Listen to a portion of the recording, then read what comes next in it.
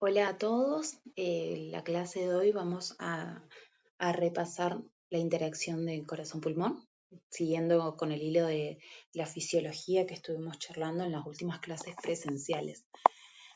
La idea es tener una breve introducción, voy a nombrar los objetivos de la clase, hacer un desarrollo, ¿sí? Con un par de filminas para repasar todo esto que aplicamos diariamente en el quirófano. Vamos a hablar sobre unos casos clínicos y un breve resumen. Para empezar, ¿sí? Estamos en quirófano, hacemos una inducción, una sedación, una anestesia regional, lo que fuese, y el paciente sufre una hipotensión. Ahora, ¿por qué sufre esa hipotensión? ¿Dónde está la volemia? Si no empezó la cirugía, si no es un paciente chocado, si no hay sangre en ningún lado, en la aspiración en el suelo, en compresas. Entonces, probablemente la volemia de ese paciente esté dentro del paciente, pero no esté en el compartimiento donde pueda ser utilizada como volemia efectiva, ¿sí? Para empezar. Entonces, los objetivos de esta clase son comprender los mecanismos de hipotensión, también reconocer el impacto de la anestesia y los fármacos que utilizamos normalmente, ¿sí? Y relacionar los conceptos con el gasto cardíaco, la importancia de la ventilación y charlar un poco sobre los casos clínicos. Bien, creo que esta es la filmina, el concepto más importante y resume toda la clase, ¿sí? Como anestesiólogos tenemos que pararnos y fijarnos, ¿sí? En caso de una hipotensión, como le dije, sin un paciente chocado, que tenemos que fijarnos en estos conceptos, que son los que están en verde, ¿sí? Nosotros vamos a inferir generalmente en todo lo que está en rojo, ¿sí? Que es la presión arterial, podemos medir la oximetría de pulso, podemos medir una presión invasiva, si queremos, ¿sí? Pero todo lo que está en azul, que ven que es lo más importante, ¿sí? Porque tiene varios puntos, no lo podemos manejar y generalmente no lo manejamos ni lo podemos medir. ¿Sí? Sabemos que el territorio arterial tiene un 33% de la volemia y más del 70% sí está en los vasos de capacitancia, en los ventrículos, todo lo que es el territorio venoso. ¿Sí? Entonces, ¿cómo nos damos cuenta dónde se fue esa volemia? ¿Sí? ¿Dónde está y cuáles son las causas de la hipotensión? Primero, recordando los puntitos, los cuadrados verdes, tenemos una redistribución de los flujos, ¿sí? Del flujo sanguíneo. Como decía, casi más del 60% está en las venas, ¿sí? Cuando hay una inhibición simpática, ¿sí? Que es lo que nosotros realizamos con los anestésicos, el componente venoso del torrente sanguíneo puede almacenar hasta 3.500 de la volemia, ¿sí? Depende del grado y depende de los anestésicos que utilicemos. Eh, y no así como si tuviese una estimulación simpática ahí, arterial. En esos casos el territorio arterial solo puede aumentar hasta más o menos medio litro, ¿sí? Entonces, ¿qué es lo que debemos hacer en una inducción anestésica, en un bloqueo raquídeo, lo que sea?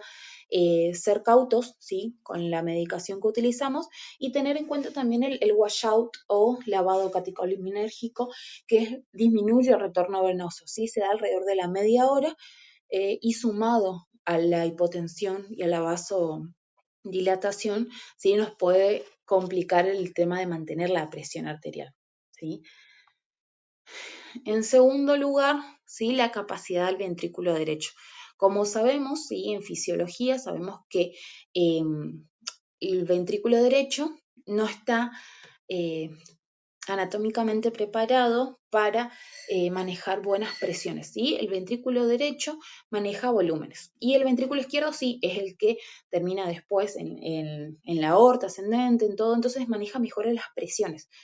Cuando produce digamos, cuando producimos con la anestesia ese cambio de volúmenes, ¿sí? Ese aumento en el flujo venoso, aumenta el retorno venoso al ventrículo derecho, entonces aumenta el volumen, ¿sí? Para aumentar el volumen, para soportar ese volumen y para que el volumen de eyección sea efectivo, necesito aumentar las presiones. Si eso se mantiene en el tiempo, vamos a ver que se llama que el ventrículo derecho se vuelve izquierdo, ¿sí? Y cambia totalmente las curvas que están ahí de presiones, haciendo que no sea efectiva, ¿sí? Y termine en otro lado, puede ser en un cor pulmonar, en una hipertensión pulmonar, que sabemos que no es lo ideal, ¿sí? En último lugar, la ley del resistor de Starling, ¿sí? La ley de conservación de masa. ¿Qué pasa? El alvéolo, ¿sí? Es una unidad, como sabemos, de la unidad más chiquita de ventilación. Entonces, se comporta como una caja, ¿sí? Rígida. Podemos decir que el alvéolo sería lo que está ahí en celestito, ¿sí? En verde, y lo que está en rojo alrededor sería lo que lo comprime.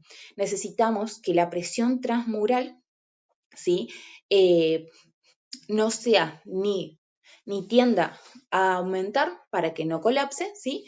Y no sea tan, digamos, no sea tan baja que lo sobredistienda al alvéolo. Y necesitamos ventilar a ese pulmón, ¿sí? A los alvéolos que en su conjunto forman el pulmón, ¿sí? Tenemos que mantener la capacidad residual funcional, ¿sí? Eso entonces nos quedamos en el medio, ¿sí? Y evita que lo sobredistendamos o tengamos al colapso pulmonar, ¿sí?